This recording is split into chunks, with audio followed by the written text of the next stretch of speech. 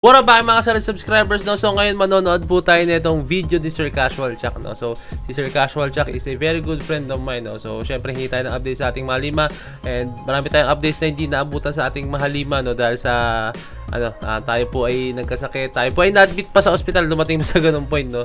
And yun, ganun talaga nangyayari pag sobrang inabuso mo ang katawan mo talaga, as in, no? So ayun, marami po talaga tayong ginawa, no? So ito, marami tayong tinuruan ng company, like mga tao, no? Kasi pagdating talaga ng Christmas season, pagdating marami mga Christmas parties dyan, and marami talaga nagpapaturo, and hindi siya pagmamayabang pero nagtuturo po ako sa mga companies. Kaya sa mga gusto dyan magpaturo around Metro Manila, no, kontakin nyo si Point of Let's go, no. And yan, medyo naging busy talaga tayo. And then yung isa ko pang kinabisihan talaga doon is yung grupo namin Street Crew 04, no. And matutuloy na this February, kaya sobrang matindi rin ang training na ginagawa namin, no. So USA, Road to USA na yun, no, Las Vegas, no. So ayan, hoping na, cross fingers, matuloy na talaga yan, no? And pero pinaghahandaan na, whatever happens, paghahandaan namin yung competition na yun, no? So Body Rock Asia, no? So ayan, ayun lang. So tara, ayoko nang patagalin pa, panoorin na ito. So without further ado, let's all watch this. I'm sure that most of you guys know that this happened. The P-pop kings seem to be facing current issues regarding the use of their name as SB19. Fans have recently observed alterations on their social media accounts and promotional materials, notably the absence of the name SB19. And on top of that, they have been doing last-minute concert cancellations left and right, leaving fans sad, disappointed, and even confused. So I decided to make this video in order to help those people who don't have time to piece everything together and understand the situation through my perspective. I don't offer... Tagal lang napahinga ng computer ko, nagloko na yung mouse. So ayun, no, grabe pala, no. Ako kahit sa una kong nabalitaan yan talaga yung pangalan ng SB19. Grabe, sobrang na-hurt ako, no. Sobrang as a P-pop fan, no, sobrang na-hurt ako. Alam naman natin yung katayuan ng SB19, no, sa sa P-pop community, sila talaga nasa pinakatuktok, no. And alam mo yun, ang sakit lang sa feeling na gano'n, no. Sana magawa ng paraan. For any new information, I'm simply sharing what I think happened and the things that led to all this. A lot of fans think it's all about corporate greed. For me, it could be a lot deeper than that. Now to my haters, I'm sure you're about to cry out again and say something like, "Stop speculating and spreading panic in the fan." Shut the f*** up. Thousands of creators across different platforms already talked about this, so please stop singling me out, you clowns, okay? Alright, let's start from the beginning. Atang Robin left his popular Korean group to build his own company called Showbt. When he went to the Philippines, he established Showbt Philippines with Charles Kim reporting under him. That's when SB19 was formed. After a slow start, they managed to break out with their Go Up dance practice video.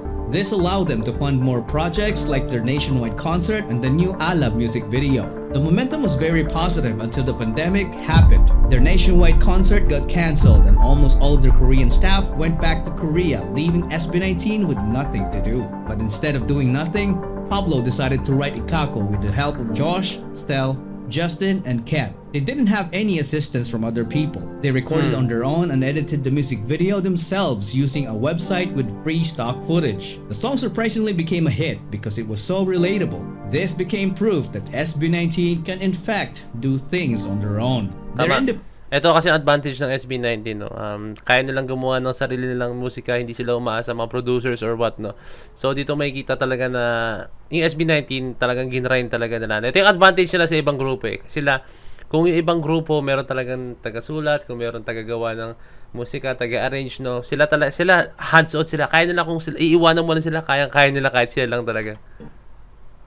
Independence would then become even more apparent in their following projects like the Hanggang sa Huli music video and most especially the What music video, which really showed their capability given their full creative freedom. The Pagsabol EP was the same story. SB19, especially Pablo, were all over the project, and again it was a huge hit. The way things looked at this point, everybody seemed to be pretty happy with the current situation. SB19 keeps making music, while Showbt Philippines organizes everything for them while reaping the benefits of investing in them at the beginning. But things would start to take a turn for the weird when SB19 performed Wyatt in their Our Zone concert back in November 2021. Why do I call it weird? Well, it's because we won't hear this song again until after almost a year. The song was officially released on September 2, 2022. So why would a song this good take so long to get released? Fans started speculating and some started blaming the company. Little did they know that around this time was also the time that SB19's individual contracts with Showbt were on the verge of expiring. This was also around the time when Tatang Robin sold Showbt Philippines to Charles Kim. Rumor has it that it was actually SB19's decision to delay the release of the song because they were just waiting for Ken's contract to run out so that they could release the song under their own secret company at the time. Ken was the last member to join the group, so it only makes sense for his contract to end last. So when the song got finally released, boom! 1Z Entertainment. Here's another one.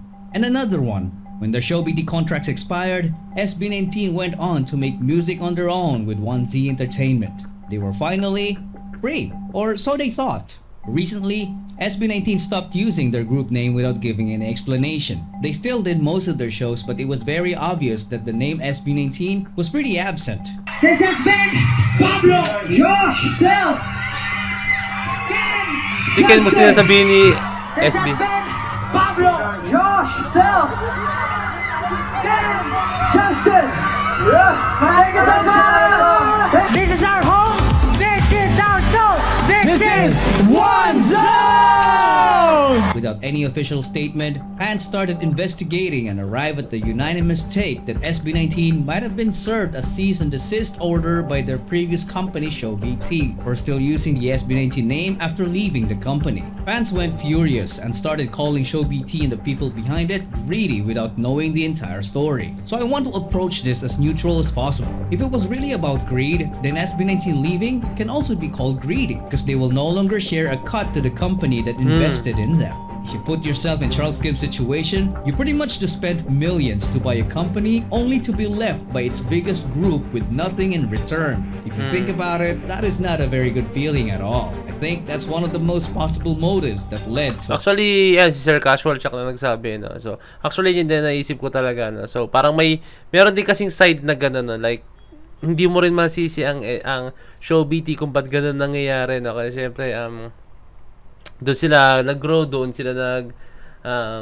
parang nag-invest ng kung ano yung mga pwedeng nila. Tapos yung, ano yun, parang yung pangalan talaga nila. Pero, yun, sinasabi ko nga sa inyo, no, kaya naman ng SB19 talaga yan. No? Pero syempre sa Showbt sila nagsimula. No? Hindi natin alam kung tama nga. No? So, this is just a pure, my own opinion lang to. No? My own opinion lang naman to. No?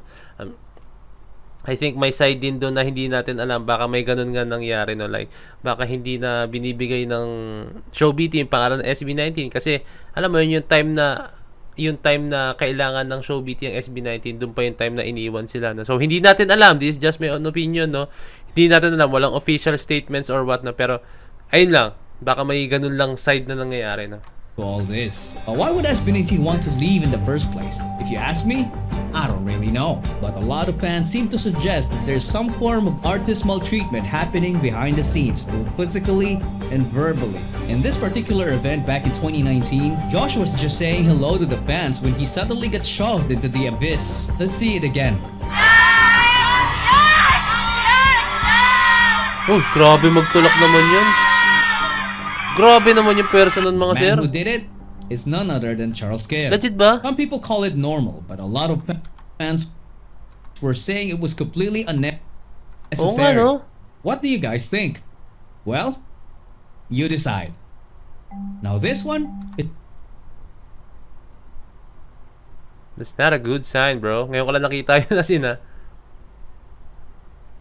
it's quite interesting because I was personally there when it all happened. Back in November 2021, we went to the SB19 pop-up store to buy some merch when Josh and Justin decided to visit. Obviously, all of us got hyped and both boys were just enjoying the moment when this man suddenly did this. No!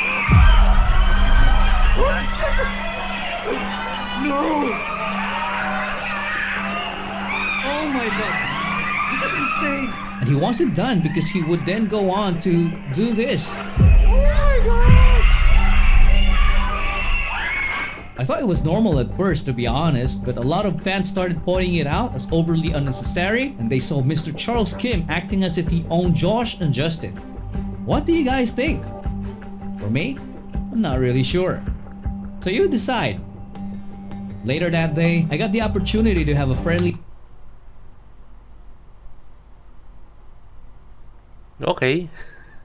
chat with Mr. Charles Kim along with other fans and volunteers. The topic was about having a love life. One volunteer shared she doesn't have one because her standards are so high because of SB19. And the reaction we got from Mr. Charles Kim? Well, it was something we'd never expected. Yeah, I've got high standards because of SB19. High standards. Frankly, PGYO mas handsome ah. What? No sir, SB19, much better. My heart is for SB19 always. I'll tell you, when you have a boyfriend, you're in love. He looks handsome, he looks everything. Why would he flex the rival? Wait. Wala akong ano against sa BGYO. I'm a big fan of BGYO also. Pero, wag mo i-compare kung ikaw yung, kunyari, ikaw yung may owner ng SB19, no? Basta ikaw yung nag-own ng SB19. Wag kang magko-compare ng isang bagay, no, na ino-own mo tapos i-compare mo sila sa gantong grupo, no? Wow. Kami siguro, ewan ko lang opinion ko lang, ako kasi mahilig ako mag-compare, diba? Pero ako, I think, ako may karapatan ako kasi hindi naman ako nakakontrata sa SB19, hindi naman ako nakakontrata sa BGYO, hindi naman ako kontrata sa kung ano man P-pop group, no? Pero, parang, I think, ako, libre ako mag-compare or what, no? Bahala na lang kung sabihin na iba na. Pero, si Sir Charles, naka-attach siya sa SB19. So, ba't niya kailangan sabihin na mas handsome ang BGYO kaya sa SB19, no? Come on, Sir Charles.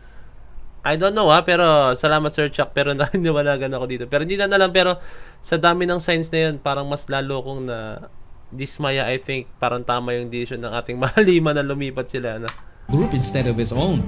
Oh, hey, The way he said everything looks handsome when you're in love just didn't sound right at all. I mean, what the hell was he trying to say? What do you make of this, guys? You let me know down in the comment section. Anyway, the point is, I don't think the relationship between SB19 and Showbt can be mended anymore. That bridge was long burned, and there's a big chance that the entirety of the Pagtatag Asian Tour will all be cancelled because it is being organized by Blackstar Entertainment, a company that is owned by John Pinto, who is also the GM of Charles Kim's Showbt Philippines. For me, both So, ayan sides pa rin made a dahilan mistake. kasi kaya SB19 na-cancel overlooked. halos yung mga SB19 kasi halos yung mga concert nila is nakatak sa pangalan or under pa rin ng Showbt, no? The trademark rules and kept using the name and everything they learned from their previous company after building their own. That's against the non-disclosure agreement. There's also a big chance they hired some ex-Showbt employees to 1Z, which can also be penalized, especially if they have plotted this way back. These things are not even part of the consequences of their possible trademark infringement case. SB19 is possibly in a very deep trouble, to say the least. On the other hand, Charles Kim and the people behind Showbt PH might be legally right, but we can't deny that it's also possible for them to be morally wrong. My own opinion, Well, sana for the hindi fans, na lang ito, saktong-sakto na. My own opinion na, no? Sana hindi na lang nangyari mga gantong bagay na. Pero hindi mo masisi kasi ayun yung process talaga na parang learnings talaga na. Ang hirap lang ng sitwasyon nila SB19 pero medyo nakikita ko na kung bakit, no. I think hindi yung ginawa ni Sir Charles, yung mga pinakita sa video ni Sir CashualChuck, no.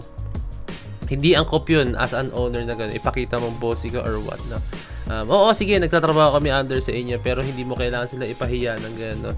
Yung tingin ko ang naramdaman ng Mahalima that time is parang kinokontrol sila kung ano yung gusto nilang gawin, no. Mas sarap kasi yung may freedom ka, no. Siyempre, kontrolin mo sila like pagsabihan mo kasi hindi naman na bata yung mga yan eh, like yung suotan mo ng no, hello 20 plus na po sila, no, hindi na sila teenager, no, 20 plus din 25 plus na nga yata mostly sa kanila, no, basta 20 plus na sila, hindi na sila teenager. May sarili ng pag-iisip yan, no. Hindi mo na kailangan ituro sa kanila, no. Siguro I think kung halimbawa mang sumobra na sila or what, no, sige pagsabihan mo sila pero naman yung kayo-kayo lang, huwag yung ipapahiya nyo sila sa fans, no. Para mas pinapakita kasi ng management dito is parang under nila ang SB19 kahit anong mangyari, no. Diyos nyo yan pero kami wala yan, mga bata lang namin yung baka ganyan nangyayari na. So ayun lang, sana nagkaroon na ako ng rito eh. Ito pala, meron akong meron akong reaction video regarding dyan. Kay Attorney Libayan, panoorin nyo yung legal matters dyan regarding dyan. Napakasolid ni Attorney Libayan, no? And ayun, kaya, sayang. Sana matuloy ulit ang SB19 na pangalan, hoping, no? Sana maayos nila. Pero I think, there is only a 70-30 chance, no? Parang 30 chance na lang, 70 na hindi matutuloy and 30% chance na pwedeng matuloy niya, makuha nila SB19 na pangalan, no? So, pero whatever happens, silang 5 pa rin yan. Supportahan natin kung ano mangyayari, no? So, ayan. Supporta lang tayo. Let's go. So, yun lang. Kung meron ka pa, like, comment down below, message ako sa Facebook page na Point to Peso, DC Point to Peso, signing out. Peace, let's G.